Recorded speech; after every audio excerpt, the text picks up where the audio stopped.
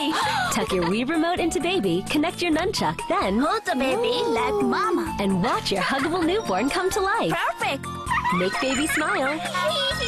Hi, this is Dodger, and you're watching my show. Oh, I almost didn't use the microphone.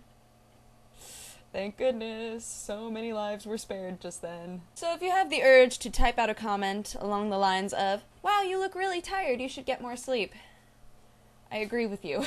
I would love to get more sleep. I think last night, during this whole sickness endeavor, last night was the worst night of sleep I've had so far, unfortunately. But that's okay, because I think it's going to dwindle from here on out. I think this was the peak point.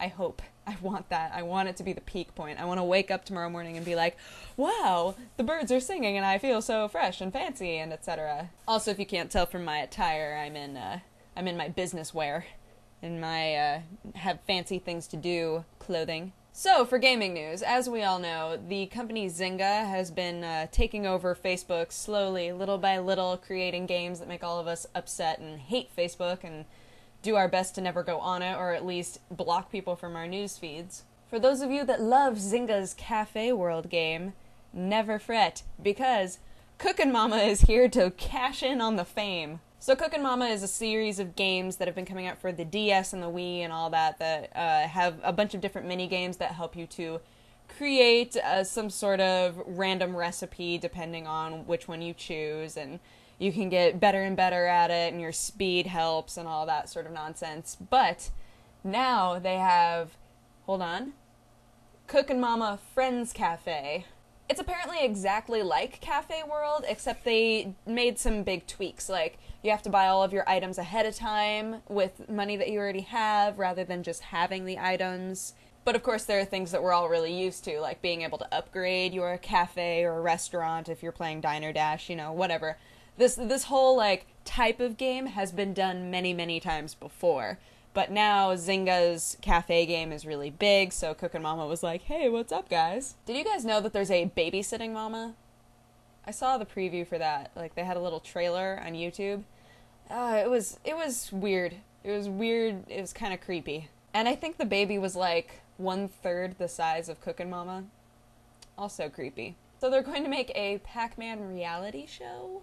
It's supposed to be a lot like Wipeout, which, for those of you who haven't seen Wipeout before, it's a lot of slapstick. It's just like, oh, that chick fell, ha ha ha, oh, that person slipped and went in the water, ah ha ha ha ha. I'm not even mocking it. I absolutely love Wipeout. I think it's hilarious. In small doses. You can't marathon Wipeout and still think it's funny, but if you take a long break and then watch an episode of Wipeout, you're like, oh, this is hilarious. So now, apparently, there's a weird reality show that's being made where certain people are assigned to be ghosts and certain people are Pac-Man and certain people are like the little beads, I guess? That's what it sounds like. I'm confused how this wouldn't get boring.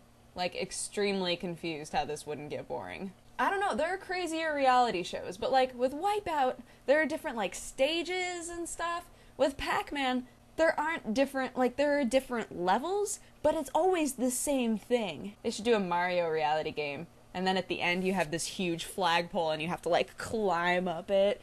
People will just be, like, sweating and falling down all Mulan style, and then somebody, one day, and the announcers are gonna flip out. Somebody's gonna be like, oh, I'm gonna get up this with my wit and cleverness. And then everybody else who's ever been on that show will feel inspired and their lives will be better.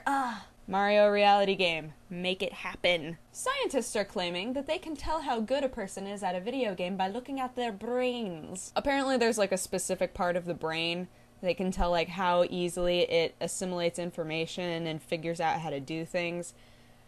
I don't know, I don't know how accurate that would be. I feel like a lot of what video games are is muscle memory, and because a lot of us have grown up with video games, we know how to perfect button mashing. Maybe that's not exactly, maybe like the execution and the mechanics aren't exactly what they mean.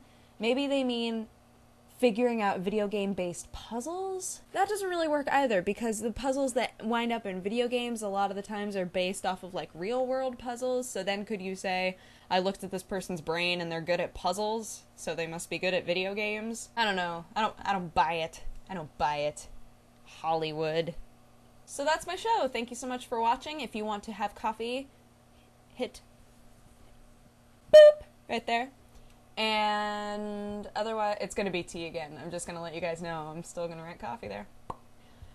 And you're awesome. Thanks for watching. And I will talk to you guys again tomorrow, most likely. Because, let's face it, when I'm sick, what else do I have to do?